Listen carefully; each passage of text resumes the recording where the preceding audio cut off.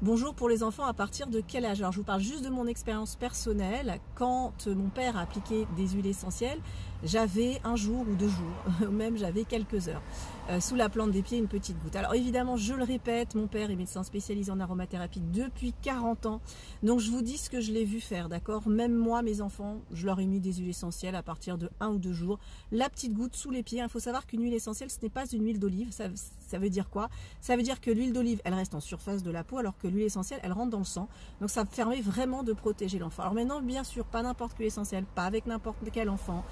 Faut voir s'il n'y a pas, on va dire, des antécédents d'allergie ou d'asthme. Par exemple, moi dans ma famille, j'ai pas d'asthme et d'allergie, donc j'étais pas soucieuse de mettre une goutte d'eucalyptus bifi sous la plante de pied de mes enfants. Et d'ailleurs, elles s'en sont très bien. Voilà, il n'y a pas eu de souci particulier. Mais encore une fois, je vous livre mon expérience. Maintenant, est-ce que c'est valable pour votre enfant? Je ne sais pas si votre enfant, il a des, enfin, on ne sait même pas si c'est un enfant qui vient de naître, asthme, allergie, etc. On ne sait pas. Alors, il y a quelque chose qui est très intéressant que moi j'ai fait. Encore une fois, je vous livre mon expérience. Et mon expérience, c'est pas que j'utilise l'aroma depuis 5 ans. Non, ça le fait depuis 40 ans. Et je vis avec l'un des pionniers en médecine aromatique, Daniel Pénoël, donc docteur Daniel Pénoël. Donc, ce que je vous livre, c'est pas simplement j'ai testé. C'est vraiment, voilà, c'est j'ai testé, j'ai la connaissance, j'ai l'expérience. C'est important que je dise d'où je viens.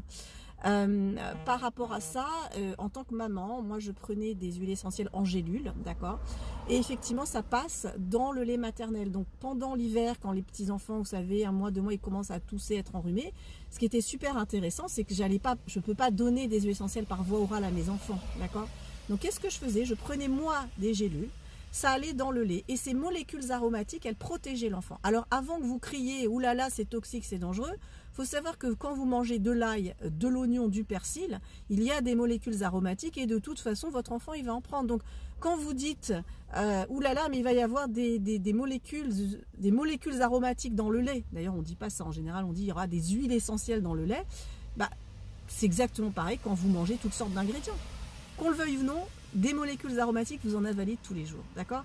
Après, je le répète, j'ai l'expérience, j'ai la connaissance. Donc, je vous dis ce que j'ai fait, je vous dis ce qu'il est possible de faire.